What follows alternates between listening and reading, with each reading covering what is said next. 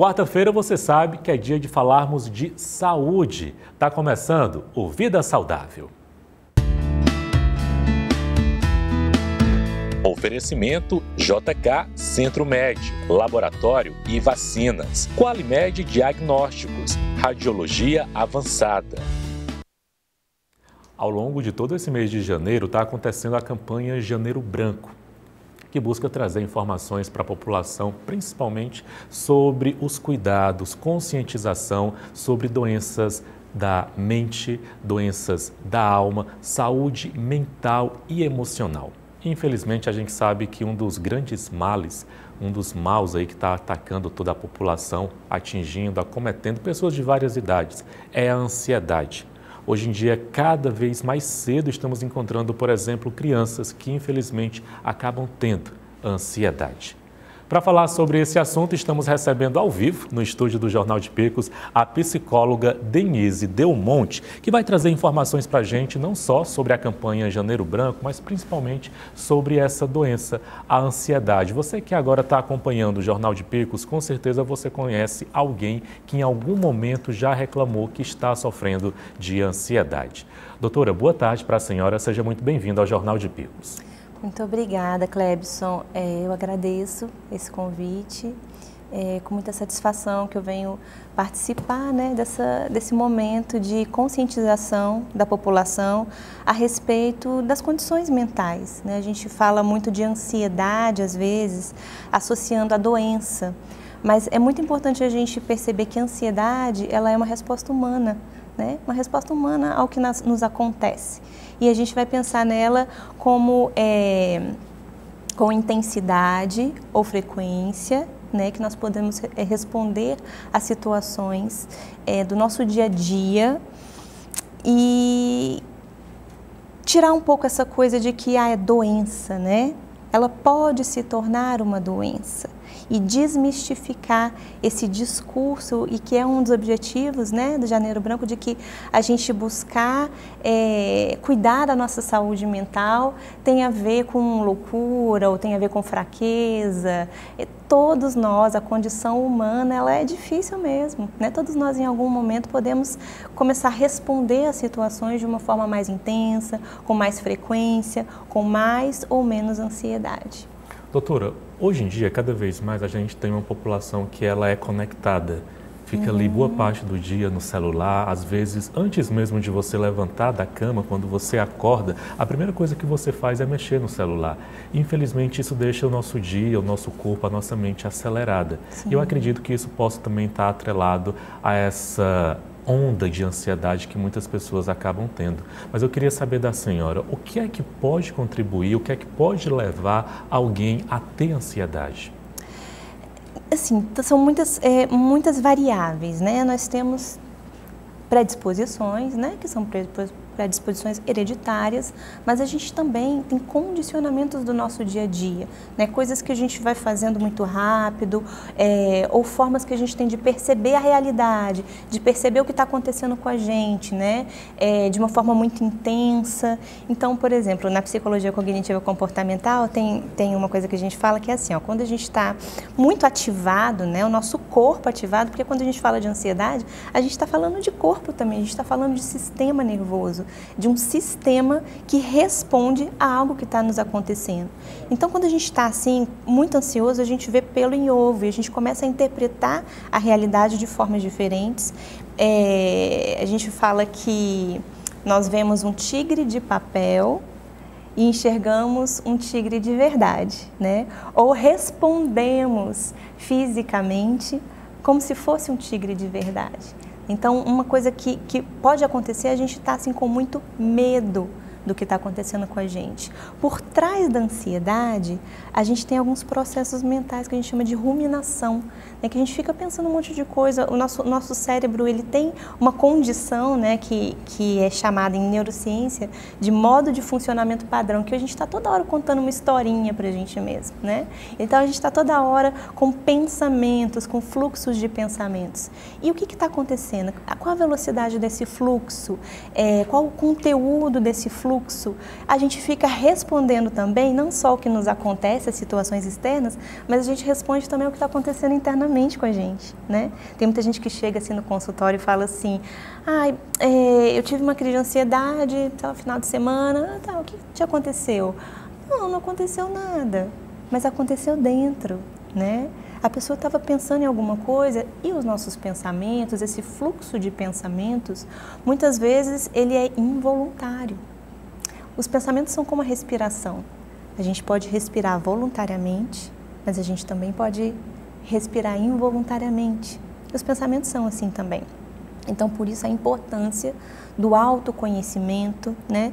Dentro da psicoterapia, da abordagem que eu trabalho, a gente fala muito de psicoeducação, quer dizer, a gente entender como é que a gente funciona, né? E como você falou, né, assim, por que isso acontece com as pessoas? Talvez a pergunta mais importante não seja por que isso acontece, mas como que a gente responde ao que acontece. A gente responde com julgamento, né? A gente responde com acolhimento. Poxa, uma pessoa está tendo aí um sofrimento de ansiedade, que pode se tornar um transtorno de ansiedade. Como é que a gente está lidando com isso, né? Como é que a gente está olhando para isso? Porque isso é muito importante quando a pessoa for buscar ajuda. Olha, tem gente que senta-se no consultório e fala assim, Denise, eu não imaginava que era assim, né? Que era assim tão bom fazer psicoterapia, mas às vezes eu me sinto uma pessoa fraca, uma pessoa boba de estar aqui, né? Assim, me sinto mal por precisar de ajuda, né? Então, é muito importante esse discurso que a gente vai cunhar sobre o sofrimento humano, né? Porque a gente vai chamar de doença quando a disfuncionalidade ela está muito intensa, mas existem graus de sofrimento que eu sofro, você sofre, né? Então, como é que a gente vai mudar esse jeito que a gente tem de lidar com o sofrimento humano para que as pessoas possam buscar apoio antes que a coisa, né, tome uma proporção muito intensa? Doutora, uma pessoa que tem ansiedade, quando ela não trata, quando ela não cuida, quando ela não procura, por exemplo, um suporte como profissional, como psicólogo, essa ansiedade ela pode se transformar em quê? Numa crise de pânico, numa depressão? Quando você não cuida da ansiedade, ela vira o quê? Ansiedade, a gente tem ansiedade, né? Então, por exemplo, a gente vai aumentando o nível de ansiedade e ele atinge um pico. Normal. Quando a Cidade Verde me convidou para vir aqui, comecei a pensar como vai ser, né? Então, ansiedade e tal. Fui me preparando, a ansiedade vai subindo. Tô aqui, pico de ansiedade. Quando eu for embora para minha casa, eu vou diminuir a ansiedade, vou voltar ao estado normal, vou chegar, mexer com o meu cachorro, vou brincar, né? Então, ok.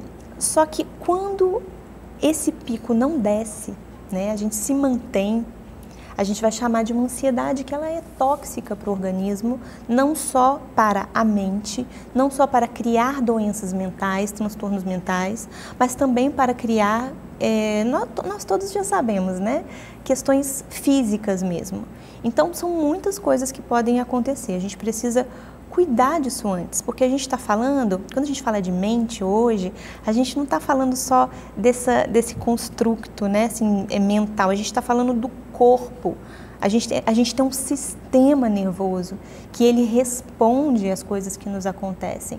Então, quanto mais a gente estimula esse sistema e não acalma esse sistema, mais ele aprende a funcionar de forma acelerada. Ao longo do mês de janeiro, nós temos a campanha Janeiro Branco, onde a gente encontra aí espaços, discussão, os próprios profissionais levantando essa bandeira. Dentro das próprias redes sociais, a gente consegue encontrar muito conteúdo trazendo essa bandeira desse cuidado, dessa atenção com essas doenças mentais e emocionais. E o próprio slogan da campanha Janeiro Branco, ele trata sobre isso que a senhora estava falando para a gente, sobre esse cuidar. Quando você cuida da sua mente, você está cuidando da sua vida. cuida da vida, né? Cuida da saúde como um todo. E pensando também, porque a gente está aqui falando muito assim do indivíduo, né? Do corpo e mente, nós somos assim um tecido social. Nós não somos sozinhos no mundo, né? Então, o que nos adoece? Muitas vezes não é só predisposição genética, também a sociedade adoece, né? Os maus hábitos, você falou aí, agora a gente está com esse hábito, né, normalizado das redes sociais, da tecnologia, que não é tão fácil da gente abrir mão, porque está relacionado muitas vezes ao nosso trabalho, à nossa segurança, né? Então, a tecnologia, ela tem essa ambivalência, esses dois lados, isso não é tão fácil da gente abrir mão. Então, a tecnologia nos traz isso, né? E nós respondemos a esses hábitos de uma forma muito nociva, com uma compulsão. Com uma compulsão que a gente tem pela tecnologia, por estar ali. Porque a gente está ali, quanto prazer, né? Quanta dopamina, quantos reforços comportamentais que a gente tem ali. Então a gente precisa começar a tomar consciência do que a gente está fazendo. Consciência muda hábitos. Senão a gente vai sendo levado pelos hábitos assim automaticamente. A gente vive no piloto automático. E o contrário disso é a busca de consciência. Então, consciência, eu estou aqui com o meu celular, eu estou consciente de que eu estou aqui. Eu já estou aqui há quanto tempo, né? Eu estou comendo muito, ou eu estou muito sedentário, consciência do que está acontecendo com a gente. E uma das coisas que traz consciência para a gente, né? Um dos hábitos que traz consciência para que a gente cultive bons hábitos que vão impactar na nossa ansiedade é a meditação. É uma meditação que traz a gente para o momento presente. Então a gente também tem esse recurso hoje, né, que está bem assim já sedimentado cientificamente e pode nos apoiar. Conversamos com a doutora Denise Delmonte, trazendo informações para a gente sobre essa atenção que você que agora está em casa acompanhando o Jornal de Picos precisa ter para você, para suas emoções, para sua mente. Como o próprio slogan da campanha fala, cuidar da mente é cuidar da vida. Doutora, eu queria agradecer a entrevista. Obrigada, eu que agradeço a oportunidade de estar aqui. Que todos nós possamos buscar essa consciência, buscar o cuidado e quebrar todos os mitos referentes à saúde mental. Boa tarde. Boa tarde.